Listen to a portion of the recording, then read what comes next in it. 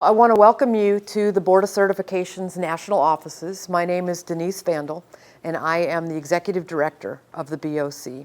We really appreciate you coming down. Wanted to let you know that we are videotaping this, so we are hoping to put this out on the web for other students. So that's why we appreciate the questions that you have. I will be kicking off the presentation, and then we will be having our staff members here that will be helping you understand how the exam is constructed, how to go through the registration and scheduling process for the exam, and your life after certification as a new practicing professional. So we'll have questions in between each of the sections, and then we've left time at the end for some questions and answers. So we'll get started now, and let's talk about the Board of Certification. The Board of Certification has a vision and a mission that drives everything that we do. Our vision for the Board of Certification is to be the worldwide leader in credentialing. Our mission on behalf of our owners is to provide exceptional credentialing programs for healthcare professionals in order to assure the protection of the public, because ultimately it's the public, the patients that we serve, that our competency requirements are designed for. So if we look at the BOC and our affiliated organizations, let's start with the BOC at home.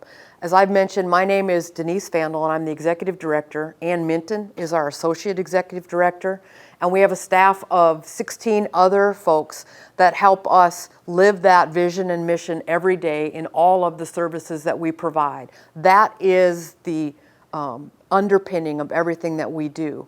Now, the Board of Directors is my boss, and they are the ones that set the strategies and the priorities for the organization. There are 9 directors that make up the Board of Certification. 6 of those directors are certified athletic trainers. They are elected by you, the certified ATs. And then we have 3 non-certified athletic trainers. One is a physician director, and that is because we know standard number 1 for the Board of Certification is that ATs practice under the direction and in collaboration with physicians, right?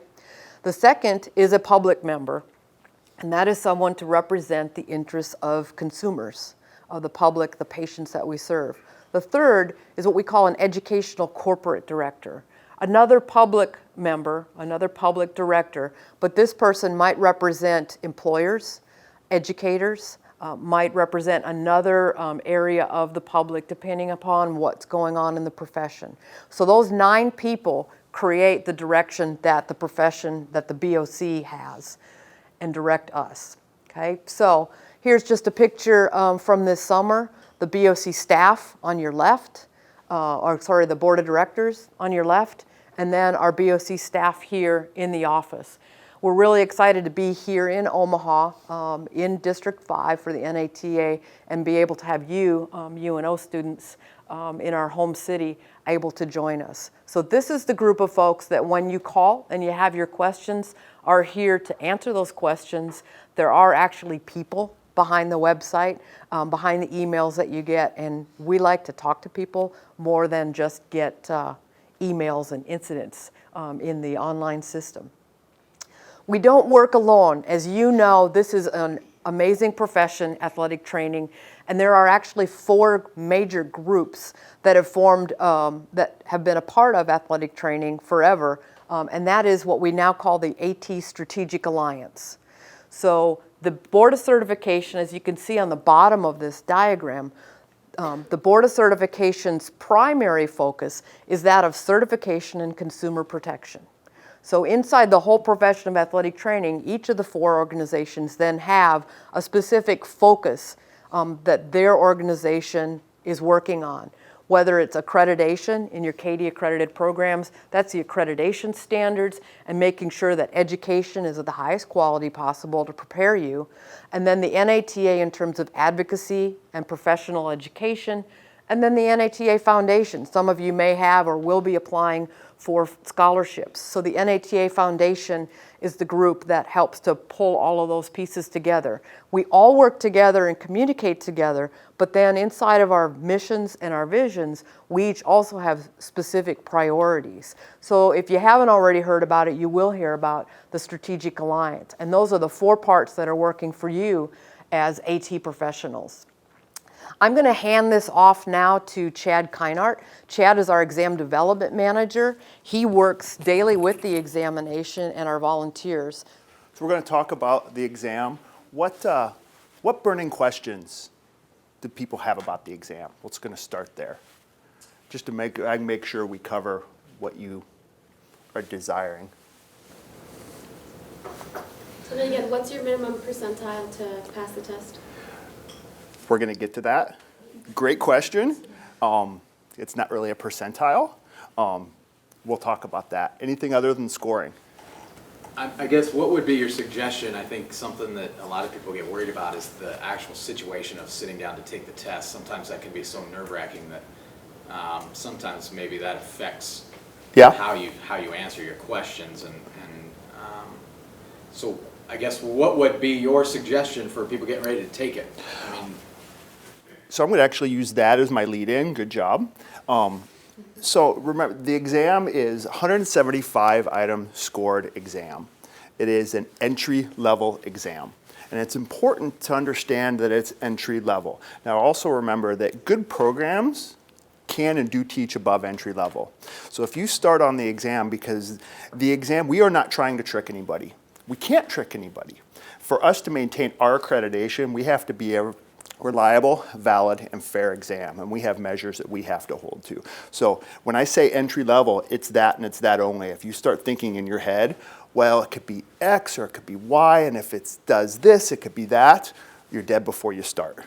Because now you're thinking above entry level, which isn't wrong when you get out into the real world, but as far as for our ability to measure your minimum competence for the purpose of public protection, we are an entry level bar that sits right there. We're making sure people can jump over that hurdle from that perspective. So it's understanding that we're not trying to trick you, we can't trick you, and it's entry level, and to not overthink things. Say, you guys are coming from a great program with a great set of educational competencies that, you know, some of that is a personal preference. If you know you get nervous for exams, and it's doing the things that you know you need to do to calm yourself down. But I think if setting that level set bar that it's an entry-level exam for the purpose of public protection and to not overthink it, I think if people get that from the outset, I think you can diffuse a lot of that anxiety to begin with. So it's 175 items. So we have standalone items that can be multiple choice, multi-select, and we'll actually show you these if you're not familiar with these. Multi-select, drag and drop, hotspot, and then there's a concept called a focus testlet. Focus testlet is basically a real life scenario that basically asks you the 5 most key and critical concepts about that scenario, utilizing any of the item types. Now the one thing to understand there is each item, although it ties back to the scenario, is independent of each other. So item 1 of the focus testlet is not used to answer item 2, 3, 4, or 5, and so forth. They tie back, but they're still independent items, and they're scored independently. So you do have the ability now that we've gone to a fully integrated computer exam, you can go all the way back and forth in the exam now. We did go through a period of time where it was broken into sections as we were making that transition from paper.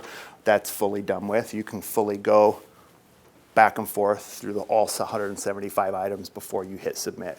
And you get 4 hours to complete the exam. So as far as scoring, so it is a cut scored exam. So there's not really a percentile. It's basically, think of it as the analogy of that entry-level hurdle. We're trying to get you to jump over that hurdle. It's really that simple. So it's not really a percentile. Think of it as you are gaining points. You're gaining points to get you over that hurdle, if you want to use a game analogy. So for the purpose of making scores useful across time, we do scale it between 200, 800, and 500 passing. But more importantly, if you take a more so focus on, you're gaining points. So a multiple choice item is either worth 0 or 1. So the question always becomes in a multi-select item, because you can choose all that apply, and I normally always get this question is, well, what happens if there are 3 correct answers there and I only select 2? What happens? Is it a 0 or is it a 1? It's neither. You actually get partial credit. So that's normally a very common question that I get on the multiple select items. Now, the other thing is you can't go past 0 on multi-select. There are some organizations that score them that way. We do not. So you can go to 0, but you can't go to negative 0.8 in our exam. So you could go 0.5, 0.8, or 1, but you can't go to negative points. So everybody looked at the exam references on our website. Let's see if I can. So all of our exam items are double referenced. We do that from the perspective of if you were to take and get Prentice, Starkey, and Knight in the same room and talk about modalities, I guarantee you all 3 of them will have different opinions. So because of that, again, going back to make a reliable, valid, and fair exam, we double reference for the fairness perspective to show that we've at least gone the extra step to show that there is some consistency in the material we're presenting from that perspective. This is all on the webpage as well, and I know Stacy will go through some of this. The other thing to think about when looking at the reference list is you're going to see a huge list. There's about 35 to 40 texts on there. You don't need to buy all of them. Certainly do not need to buy all of them. What that's showing you is it is a retrospective list. The misnomer out there is that it is an approved list. It is not an approved list. It is a retrospective list. Basically how that list is come up with is when we go and construct our exam items for that year's exam, basically whatever items get chosen, those references become the list, because that is the backing material for those items, especially if it were to go to a legal challenge. Those are the references that are basically validating that content. So it's truly just basically a retrospective list, no more than that. The style guide is also online as well. Style guide is basically how we write items, how we use terms, and how we standardize things. So this is important so you'll at least be able to know how we're using terms, what terms we're using, when we're using patient versus client versus athlete, has all that information in there for you. So I would encourage you to take a look at that. Everybody familiar with the role delineation practice analysis? If you're not, I would encourage it. Going back to your study questions or your prep questions, this is the blueprint for the exam. This is the legal blueprint for how we have to construct the exam. So not only from percentages and domain and tasks, it also tells us the content. Straight up, it tells us the content that we have to include in the exam. And then what we've also done is we've created a crosswalk document. So there's the Katie competencies, and then there's our document, because they are 2 separate documents. So we've done a crosswalk that actually shows where those sets of content match up as well. Your instructors utilize that when they're trying to create their curriculum. So on our website, we have the self-assessment exams that are both in a study and a test mode. Just as a reminder, the study mode does not give you answers. At the end, it gives you the answers through the individual items itself with references, but it will not spit out results at the end. Candidates get kind of confused with that sometimes when their instructors are wanting them, some programs to actually do this as far as their outcomes. It's the test mode that will actually get you a breakdown by domain on what your performance is, but it will not give you references or results. Not results, but the answers. So it's basically a straight test. As far as the sample items, these are 25 items that kind of give you the same look and feel of what the exam will look like. So this is exactly how the exam will look. This is actually off of Castle's servers. So this is exactly, that's probably the biggest purpose for the sample on the website is not only to get used to where all of the buttons are at, where you can flag items to go back to, that kind of thing, is also you can actually see what the different item types are. Because one thing that some people get confused on is this one, choose all that apply. What does that tell us? That tells us that that's a multiple select item. The other tip-off that most people wouldn't realize is in Castle's system, multi-select items always have a square. Multiple choice always have a circle. That's just a uniqueness to their driver. But that's another tip-off that tells you what type of item that is. Because we've had candidates that will not pay attention and just select one item. Granted, hopefully it's one of the right ones, and they're going to get partial credit. But if it's not, they're going to get a 0 just because on that item because they didn't read. So that is a multiple select. And please, if you have questions, please just spit them out. So this one's a multiple choice. Again, tip off is choose only one, and we've got circles as our choices. So this is a focus testlet. And how you can tell that is it's telling you, please use the following information to answer 13 through 17. So this is your scenario. That scenario will be repeated for each of the 5 items, so you don't have to flip back and forth. And this is the example of the drag and drop.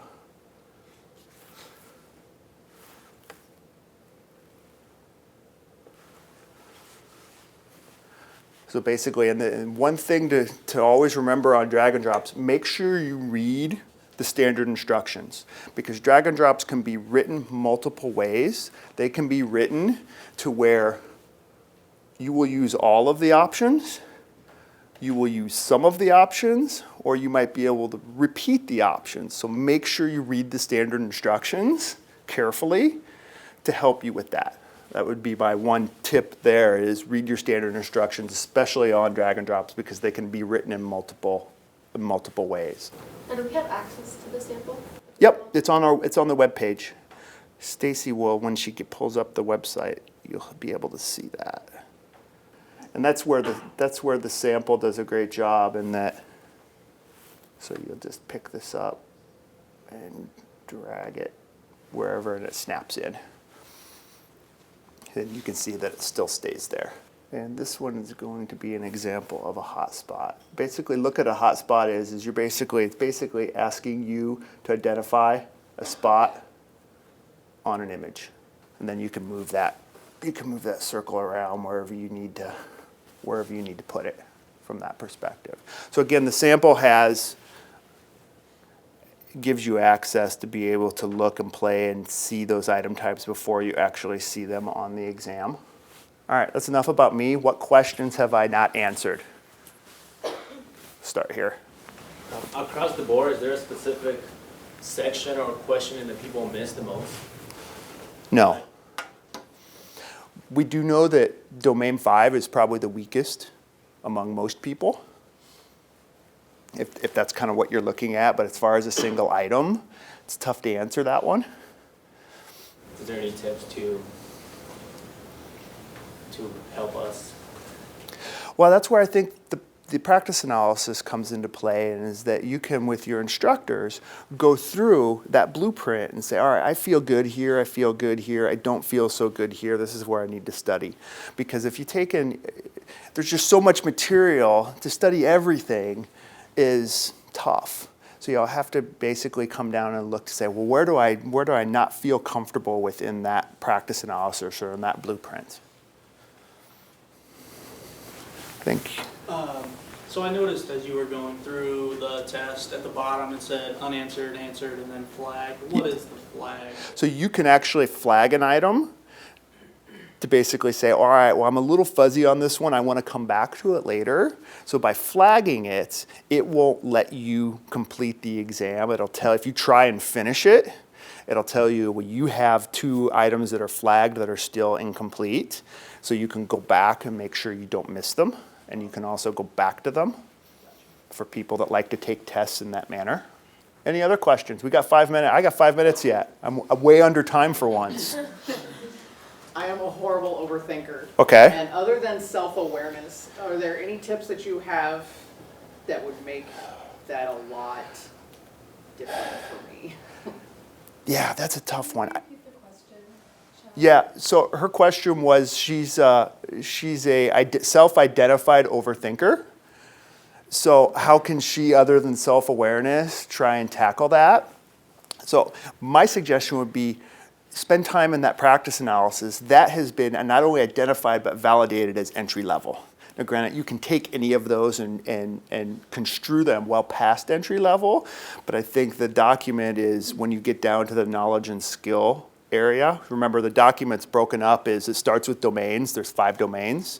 And then under each domain, there are tasks. And then under each tasks, there are knowledge and skill statements. It's those knowledge and skill statements that really drill down to the material you would be studying that's the profession has deemed and validated as entry level. So I think looking at that and understanding that that is what has been determined as entry level, and not trying to, I think the biggest thing is if you're self-talking to yourself in your mind and you say, well, if, as soon as you start saying that in your mind, I think is where people get in trouble.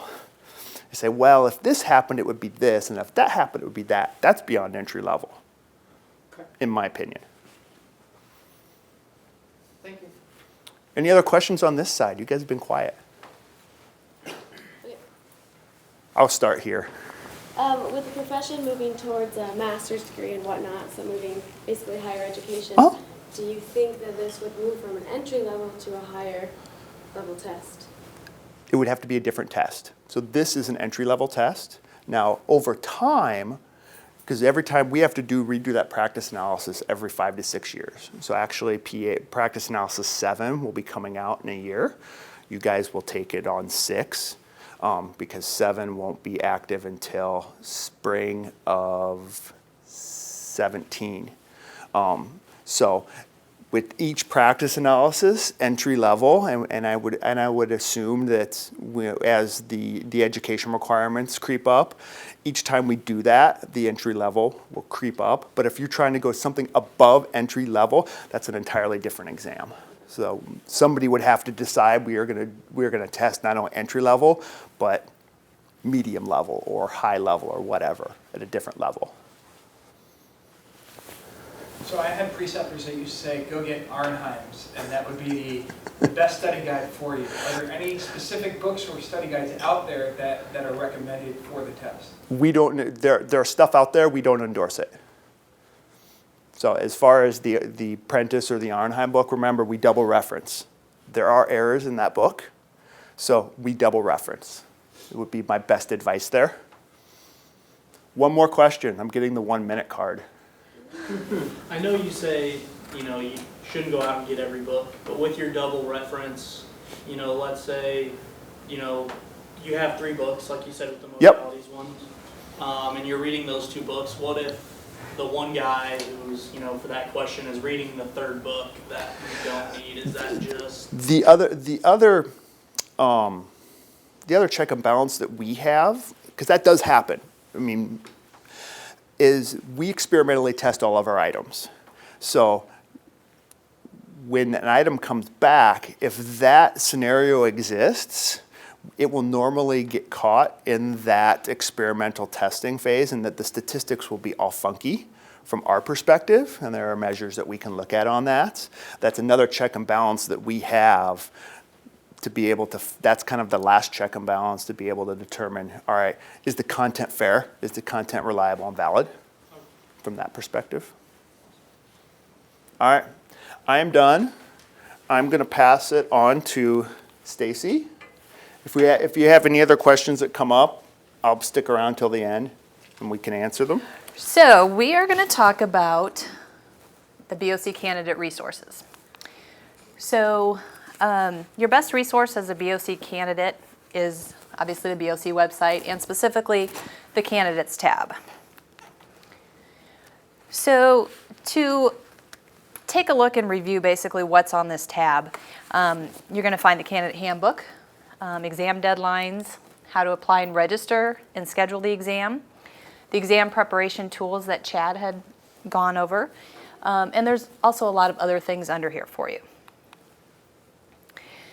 The apply and register for exam options, I don't know if you can see them with the red arrows, provide you step-by-step instructions on how to obviously apply and register for the exam. We also have links to YouTube videos, step-by-step of what we're going to do right now, showing you how to do those two tasks.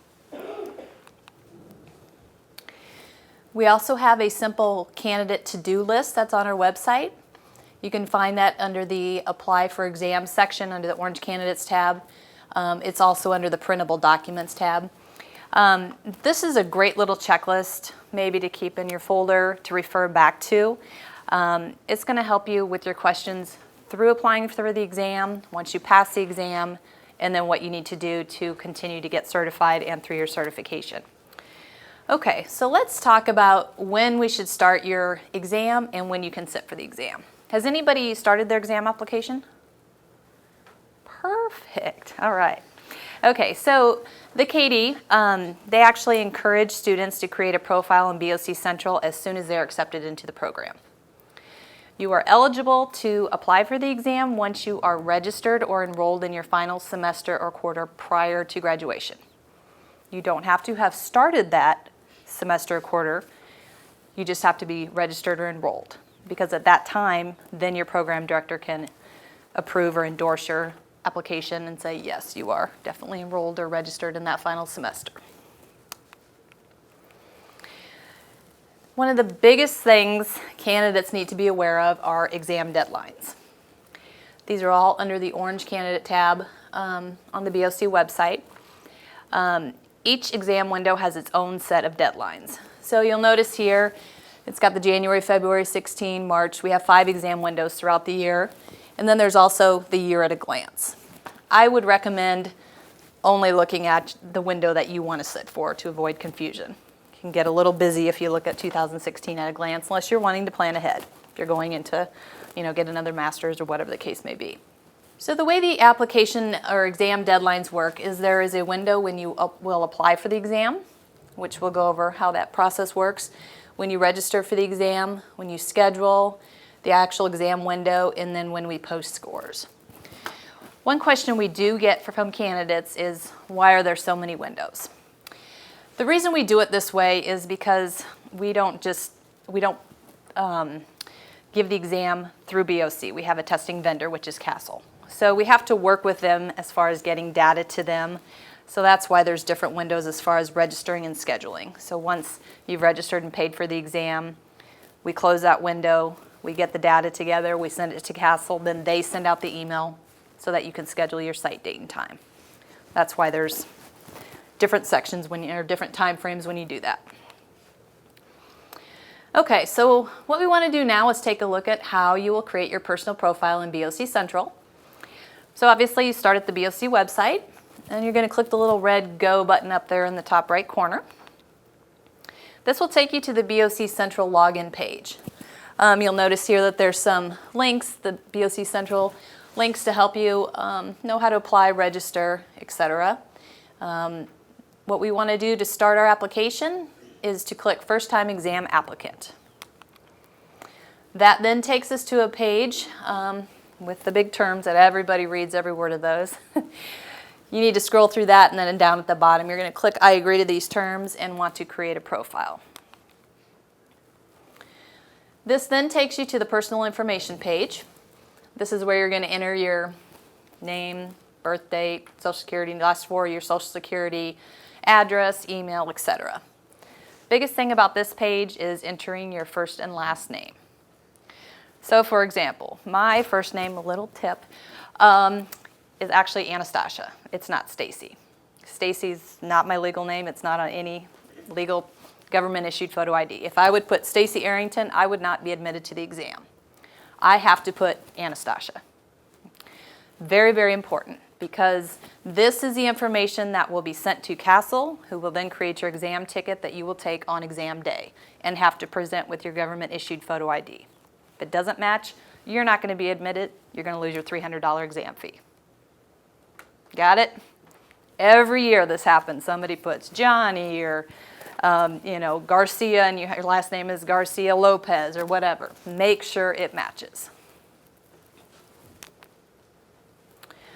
Okay, so we're going to complete everything else on this page down here. Everything with an asterisk needs to be answered. These are just questions asking you how you would prefer to receive information from the BOC, electronic, mailing, etc. You're going to hit submit. You're then going to get an email from the BOC that gives you information on how to log into your profile. This is when the communication with the BOC starts. We stay with you throughout your entire process as a candidate, through applying for the exam, registering, sitting for the exam, once you pass the exam, once you're certified, and then we work with you as well through communications of email, phone, mailing, to help you through your career. You're never by yourself, okay? So we're here to help you. So what we're going to do is take a look. This red verbiage at the top obviously is giving you direction on something you need to do. We need you to review everything that you entered because you obviously started this profile when you started the program. It's been a couple years. You want to make sure that your email is the same, your phone numbers are the same, everything is the same. Down at the bottom, you're going to hit verify record and agree to license terms below. Then your home screen is going to change to this page. This is what we like to call the happy path. I'm going to refer to it as the path. So we're going to start here at the no status, little arrow. Under each arrow, it tells you what the next step is. Those are also links, so you can simply click on the link and it'll take you to the next step. So the next step is to complete the first form of the application, which is AT 101 or step 1. You just click on the link and it's going to take you to this form. On this form, there's 2 attestment statements that you need to read and check off that you're aware of. There's also where you're going to enter your anticipated or actual graduation date. This is a date that will appear on your official transcript when you send that to the BOC. Okay? We're not looking for the date that you complete the program, the conferred date that will be on your official transcript. Enter that information. Down at the bottom, you're going to hit the submit form. And as you can see, when we created our personal profile, we selected our CATIE accredited program. So you all would select UNO. Program director is Melanie. So you can see that their name appears down here at the bottom. That links her to this page. So once we hit submit, Melanie will get an email and it will ask her to go in and make sure that all the information you put on step 1 is correct. And then she will approve that step 1. You will get an email saying step 1 has been approved and you can now move on to step 2. You're going to then log back into your profile in BOC Central and you can see that your path has advanced to the candidate step. And it's going to tell you your next step is AT 102. So you're just going to click on that little blue link under there. It'll take you to the actual link. Click on the link and we go to step 2 of the application. So the first part, it asks you if you're a member of the NATA. The reason it does that is there is a discount for NATA members for the application fee only. The actual exam itself is the same whether you're a member of the NATA or not. So it's $35 if you are a member of the NATA, it's $60 if you're not. So you enter, or you just click yes or no if you're a member of the NATA, and then there's a series of 7 affidavit questions. The first 3 questions, or actually the first 2 questions, are asking if you've ever been convicted of or currently under indictment for a felony or misdemeanor. If you have, any time in your life, you need to answer yes. Okay?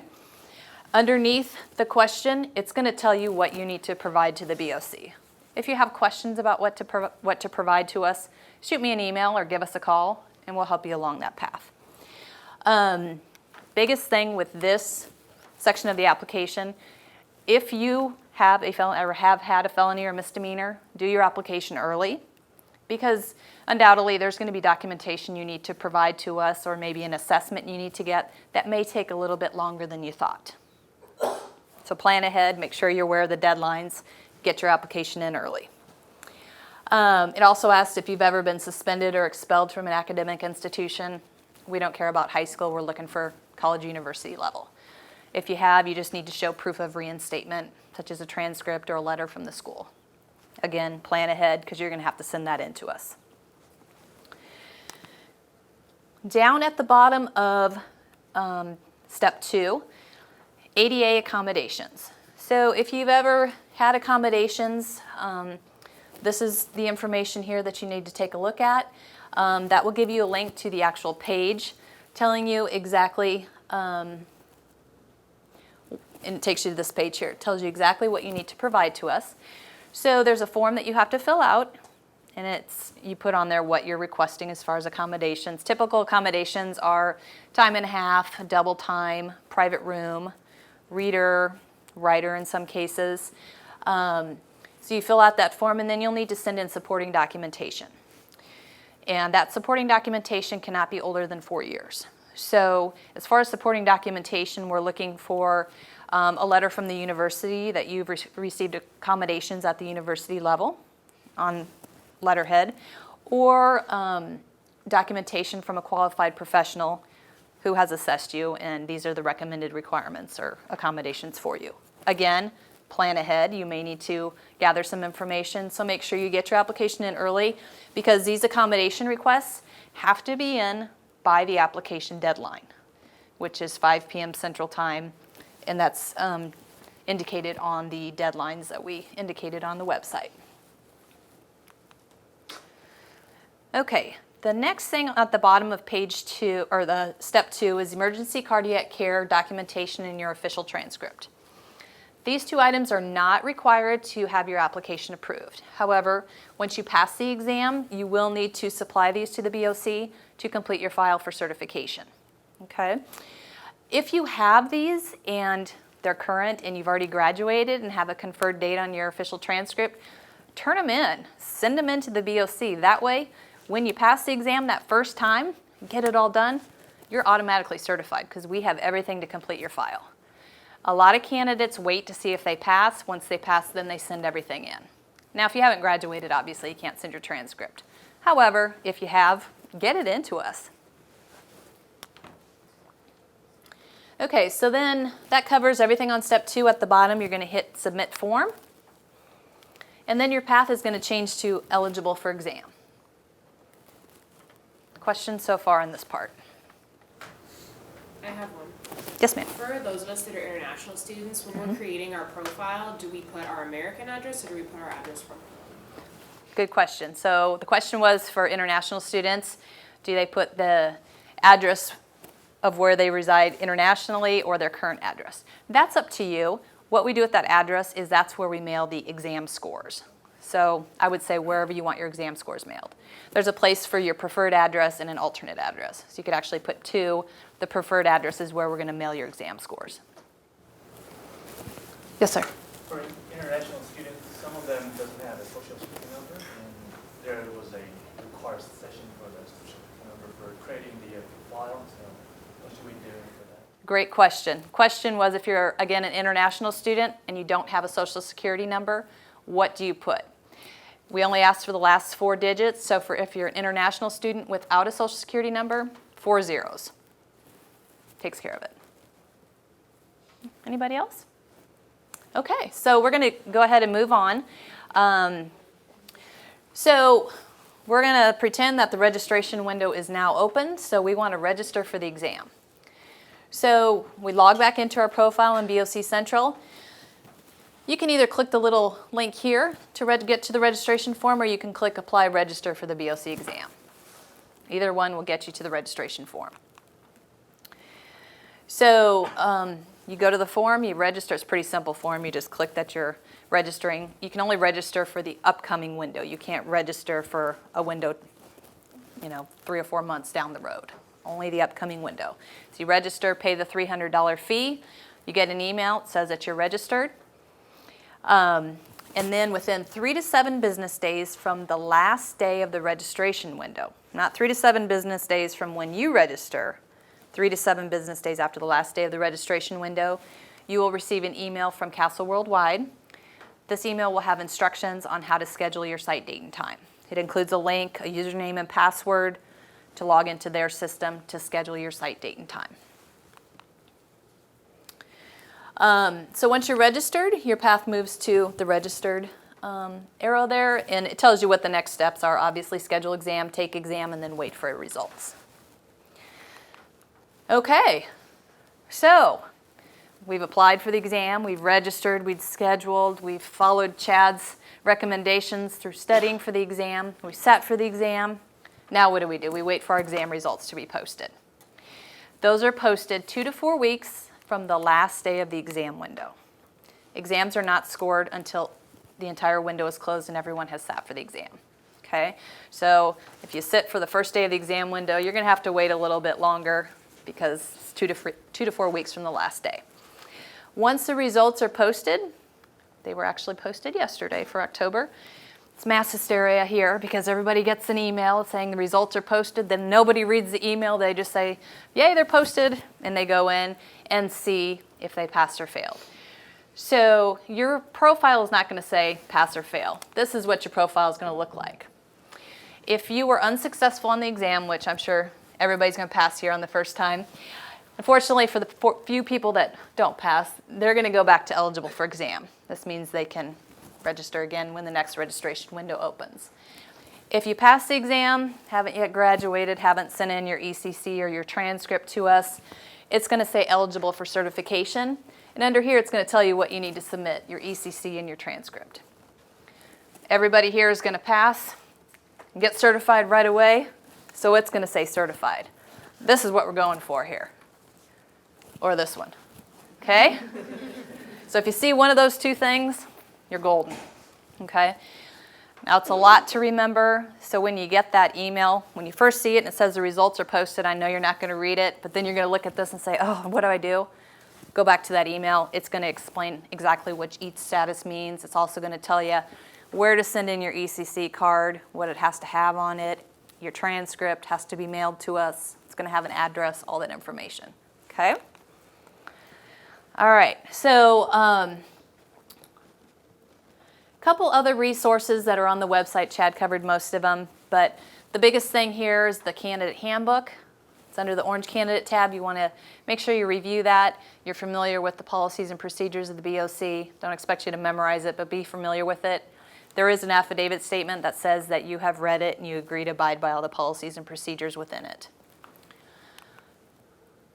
This is where you're going to find those exam preparation tools that Chad covered. They're under the candidate tab and exam preparation tools. Sample exam questions, the references, the role delineation study, practice analysis, self-assessment exams, and exam development and scoring. That's an explanation of kind of covering what Chad talked about. Best place to go to look for, study guides and so forth. Okay, this page is also, it's the transition from candidate to AT under the orange candidate tab. This gives you information on certification. What do those statuses mean once you take the exam and your results are posted? It's going to outline all of that, where to send your transcript, your ECC card. It's going to also go into legal practice, maintaining certification, obtaining an NPI number, professional association, and how to stay informed once you're certified. It's a great place to go to, as you're waiting for your results, kind of what happens next. All right, so that pretty much covers the application, registration, and scheduling process, and also some where to find the resources that we have on our website. Questions? I've got about 1 minute. Just to clarify about the results. So the email you receive about results will just tell you that they're posted. To actually see whether or not you're, like you said, the section says eligible for the exam or eligible for certification, you actually will have to go to your website to see that, correct? The email itself does not tell you that. Right. The question was, does the email you receive once the results are posted include whether you passed or failed? No, it does not. It just tells you they're posted, log into your profile to see what your results are. It will not give you your exam score when you log into your profile. Exam scores are mailed to you. And then typically after the official transcript has been sent to you, how long does it typically take then to get that official certification then? So how long does it take for the BOC to process documentation once we receive it? We typically process documentation within 2 to 3 business days of receipt. So we have a pretty quick turnaround time. So, How long can you expect or before you see the email, or not the email, the mail version of the test results? the exam score results are posted within, or mailed out within 2 to 4 weeks as well from the last day of the exam window. So for instance, yesterday we posted exam results. We're working on score letters today. They'll go to the mailing house. They'll be mailed out probably the beginning of next week. So the turnaround is pretty quick. Probably not quick enough for the candidates, but yeah, it's a pretty quick turnaround. I'm going to turn it over to Shannon, who's going to talk about your life now that you're certified and what you need to do to abide by the maintenance certification requirements. You are all certified, right? Now that you've gone through all of that? Very good. So I'm going to talk about professional practice and responsibility. So I'm going to attempt to keep you out of trouble, is what I'm going to do. So we're looking at what are your obligations as far as state regulation? How do you maintain your certification? The elements and purpose of the role delineation and practice analysis, which Chad covered a little bit. The standards of professional practice, as well as the professional practice and discipline guidelines. We're going to cover a few disciplinary cases, just a few, that are the most common ones. We're going to talk a little bit about liability insurance, and then we're going to also talk about making sure that your personal records are always accurate. It is your responsibility to comply with state regulation for athletic trainer. How many states do you know have regulation for athletic trainers? Anyone? And the District of Columbia. So, there you go. The only state is? California. There it is. After 4 vetoes, or maybe even 5. So yes, it is the only route to legally practicing athletic training. That is very, very important. So just because you are now certified does not mean that you can go take a job down the road here in Nebraska. You have to be licensed. And many states do not have a grace period. So you take a job, they want you to start in 2 weeks. Chances are you're not going to get a license within a 2-week time frame. The states do not work that fast. So that is something that you need to take into consideration, and your employer may or may not know what the law is. So again, your responsibility to make sure you know the application process, but also the state law. How do you know where to find these? I'm just gonna show you on our website. We do have a place where you can look at every single statute, regulation to your heart's content. So we have 2 places on our homepage. You can either go down to the map in the lower corner, or you can click on state regulation towards the top. Then you're gonna hover over a state. So say you're moving to Nevada. You're gonna work for Cirque du Soleil. And that will tell you what the contact information is, and then a link to their website, their Practice Act, their rules and regulations, their registry, as well as their application. Now, states change links like no other. So if you find that one of those happens to be broken, just let us know. I can fix that really quickly. But they do change a lot.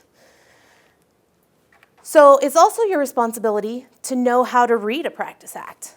Has anyone ever looked at Nebraska's Practice Act? Thanks, Chad. Chad, who's our chair of the Nebraska Athletic Trainers Board, he might know it inside out. So it is your responsibility to take a look at that. They can be confusing. Sometimes I think they do it on purpose. But you have to remember that there's 2 things. There's the Practice Act, and then there's the rules and regs. Now, not every state has both. There are a few states who only have the statute, and they don't have the rules and regs. The other part of it, too, is that while Nebraska has, or let's take Utah, for example. Utah has the statute, okay, which is the law, and then the rules and regulations pretty much define what that law means. But then there's also an administrative code, which say all boards under that department have to follow. So there may be 3 different things that you should really look at. So it's very important. If you don't know how to read a Practice Act, I suggest talking to Chad, as he's an expert. You can call me at the BOC. You can call the the president of the state association or the governmental affairs chair. Those would be good resources to help you learn what is correct in your state, because every state is going to be different. Every state is going to have a different scope of practice. So it's really important that you know what is the law. Another way to get involved is at the grassroots level. So if you want to get involved with Nebraska's governmental affairs, contact the governmental affairs chair or the state president or any leader in the state organization, and they will be able to help you. The BOC actually hosts a regulatory conference every other year. Students are more than welcome to attend. So next year, not in 2016, but in 2017 is the next one. So we had one in July, and we invite regulators, administrators, state association leadership. So it's a great opportunity to get in the ground level and learn more about state regulation and regulatory affairs. So you also, once you're certified, need to get an MPI number. Now, from what I understand, you can get one now if you wanted to. How many have an MPI number? Well, okay then. Fantastic. So, but I think they may be different codes.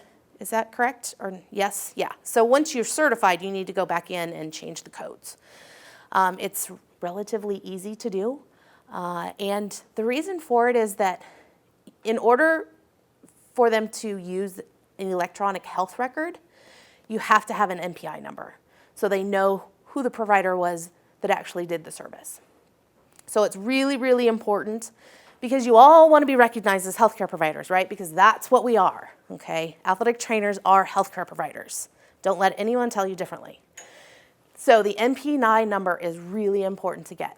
So that should be, after your license, make sure you get your MPI number, okay?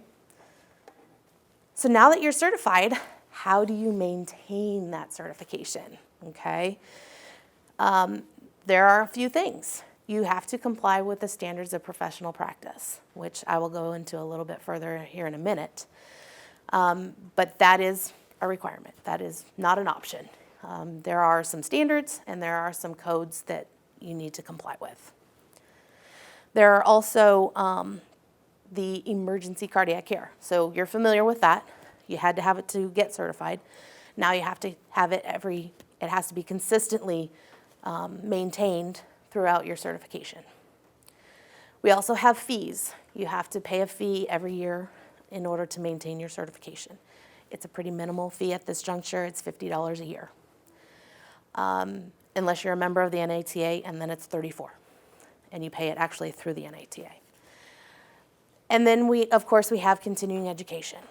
So this is a reporting year, and you have to have 50 hours of continuing education every 2 years. 10 of that 50 must be in the EBP category. Now, how many are taking the exam next year in 2016? Okay, so we're going to assume that you've passed in 2016. So the next reporting period is 2016 through 2017. Okay, those that are certified in 2016, you will have 25 CEUs due, and that starts from the day you're certified through December 31st, 2017. And of the 25 CEUs, 5 have to be from the EBP category. Okay? So where can you find those requirements? On our website, again, under the ATs tab, there is a Maintain Certification link. Okay? That link will take you to this page, and the full document is here that you can click on and download. But then we also have tabs that will provide more information about each of those. Okay? So it's really important if you want to maintain your certification that you comply with the maintenance requirements. Now, there are some states that do not require you to maintain your certification in order to maintain your license. That being said, you better decide to live there forever because you have to have BOC certification for initial licensure in every state, except for Texas because they still have their own exam. But that, if you want to be mobile, I strongly suggest that you maintain your BOC certification. And there are many states, I would say half-ish, that do require that you maintain your certification in order to renew your license. They just recognize our requirements as their continuing education requirements. So that is important.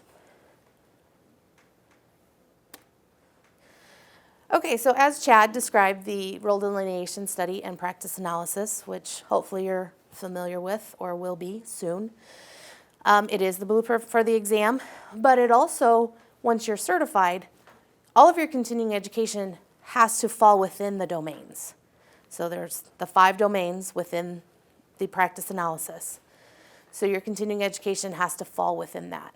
So that's why one of the other reasons that we use the practice analysis and we redo it every 5 years or 5 to 6 is because practice is always changing. And so continuing education needs to keep up with that. How do you find the role delineation study? I'm not sure if Stacy showed you where this is, but it is on our website under resources, that circle there. And then the very first link, role delineation study practice analysis. And then for free, you can download the outline, the comparison, and how to use it. And then for a small fee, you could download the entire thing. It's I don't know how many pages it is, 100 plus, I think, document that includes everything, like how the study was done and all the statistics that went into the survey itself. So that is important to do. Now, as Chad mentioned, the 7th edition will be published actually soon, and it will take place for the exam in spring of 2017, and for continuing education, January of 2018. So starting with the 18-19 reporting period, it will fall within the 7th edition.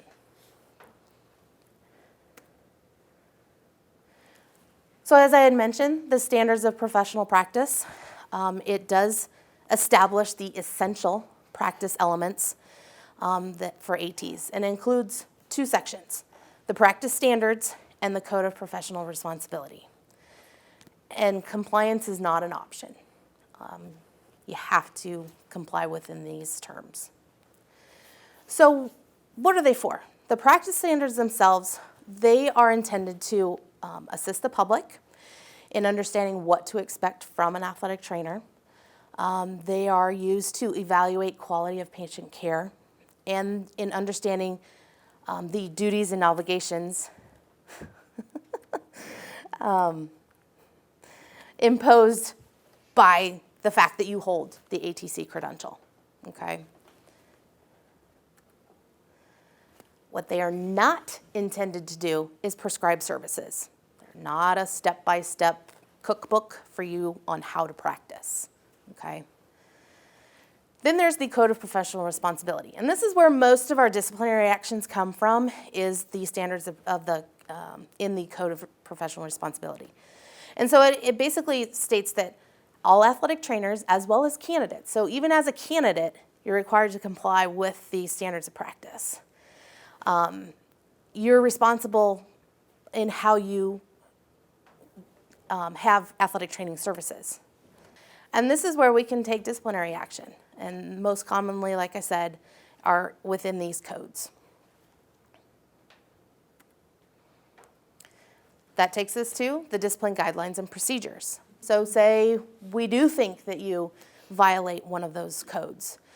We can follow our disciplinary guidelines and procedures and inform you that we're conducting an investigation. And we have to follow those guidelines and procedures. So by posting them and publishing them, we're being very transparent in our procedures. So again, how do you find those documents? Because again, those are 2 very important documents to know about. Again, they're under the resources tab. And then the standards of professional practices towards the bottom, and as well as the disciplinary guidelines. So they're all PDF documents that you can easily review. So you also have a duty to report. That is what we call it. It's very common among healthcare providers. If you know of someone who is violating the standards of practice or a state law, it is your responsibility to report them. That is in the Code of Professional Responsibility. So if you don't report somebody and you know about it and we find out that you know about it, you're in violation of code as well. A lot of states have the same. You have to report. Okay, that is your professional responsibility. So if you know that someone's practicing without a license, you need to report them to the board, the state board. And then normally the BOC as well, because it's an automatic violation of BOC code standards as well. Very, very important. So go over just a few cases. Okay, so the first one is a candidate with criminal attempt for internet sexual exploitation of a child conviction. Okay, we don't get these a ton, so, but this is a violation because it was a conviction. It's a violation of Code 3.11, and again, you can review what that is. And in this particular case, we actually suspended the candidate's application. So at that point, the candidate was no longer eligible to take the exam. Okay? Case number 2, a candidate who has applied for the exam and they have 3 minor in possession convictions. It doesn't matter if you had 3 or if you had 1 or whatever, you still have to report it, okay? In this particular case, they were granted exam eligibility, but they were placed on probation for 3 years. So once they're certified, they had to report to us for each year. They had to fill out a form just letting us know that they had no convictions during that year, okay? Number 3 is an athletic trainer that has practiced without a license for less than a year. So our standard is anything less than a year, you're going to get a private censure, which is essentially a reprimand between you and the BOC, okay? And it's not made public. It's just goes in your file, okay? But if you get caught practicing without a license for over a year, you're going to get a private censure again, but you're also we're going to make you take an ethics course because really, a year? I mean, that's your responsibility to know what the law is. Number 5 was an athletic trainer supervised and allowed 2 athletic trainers to practice without a license for a period of time. So that athletic trainer was also in violation because they allowed that to happen. And they actually entered into a consent agreement and they had a private censure and an ethics course as well. So not only were they in violation because they were practicing out without a license, but the athletic trainer who knew about it and didn't say anything, they were also in violation. And number 6, which goes to social media. This was a Twitter message, but it's extremely reassuring that I diagnosed correctly and that he was just a little wimp, just like I thought. Speaking of wimps, today's injuries, a freshman that had to sit out from a cramp, and then an elbow injury that turned into a concussion. Not appropriate via Twitter. In this particular case, small town, they knew exactly who they were talking about. So while names weren't mentioned, it didn't take a rocket scientist to figure out who they were talking about. So in this particular case, it was a violation of Code 1.2 as well as 1.7. And again, you can take a look at those. But they had a private censure and a professional ethics course. Just really quickly, digital professionalism. This is really important in our society today of social media. Your professional identity goes to whatever communities online you join.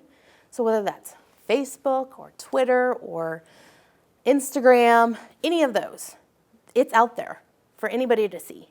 So if you don't think that you apply for a job and that employer doesn't look to see if you have a Facebook account, you're sadly mistaken. because they do. Make sure that you establish and sustain an online professional presence. Be selective, where you establish your profile. Okay? Be selective in who you're friending on Facebook or who you're following on Twitter. There was an athletic trainer a few years back that said some really racist things about President Obama. He was booted from the program. So just be aware of what you're saying. Behave professionally and respectfully in all venues, using all media, and take responsibility for modeling positive digital professionalism. Okay? Just a few tidbits for you. And consider every action online to be permanent. Okay? Everything's monitored. Everything can be recorded. Everything can be data mined.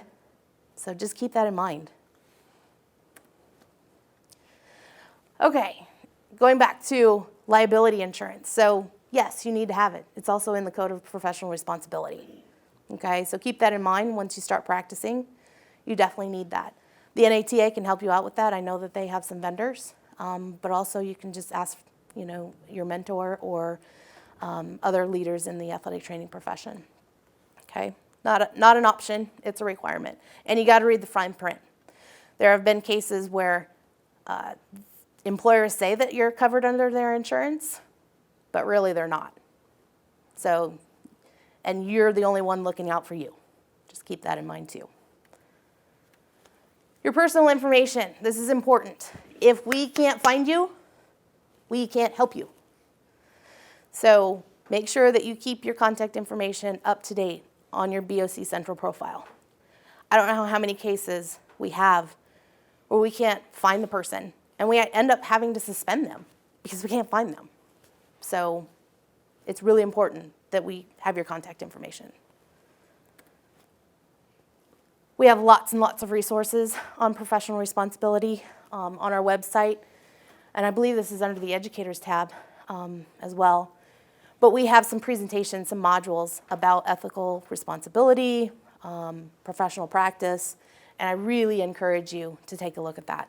And a lot of, some of this presentation, some of Denise's presentation are in those modules.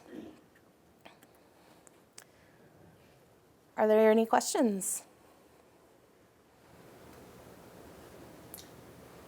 As far as the evidence-based practice CEUs, I know I've heard numerous certified athletic trainers saying how tough it is to find those. Are you guys working on making it easier and more accessible to find those types of hours? They're really actually pretty simple to find. We have a list of them on our website. You got to pick from the list. That's it. And we have, gosh, thousands of hours that have been approved over the last 2 years. So it's not as hard as it seems. You got to pick from the list. So, and there are free ones. There are ones that you can prescribe to the provider themselves and get as many CEUs as you want under that subscription.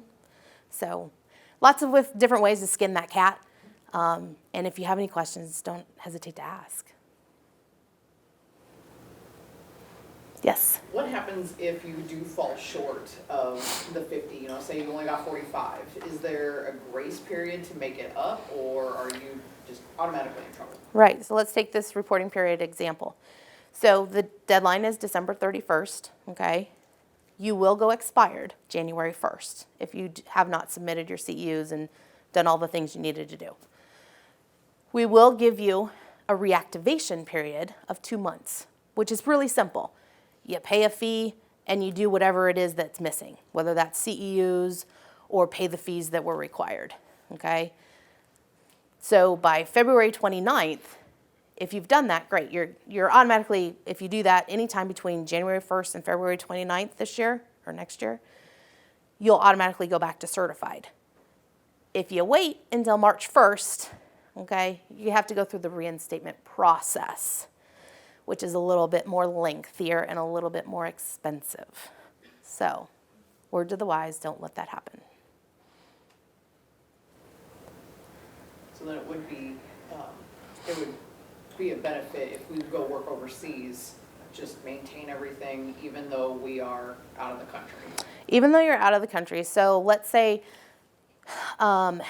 you're not able to get CEUs and you come back to the country. We don't have a inactive status because the consumers for athletic training services expect that the person is competent, which is why we require that you do CEUs, okay?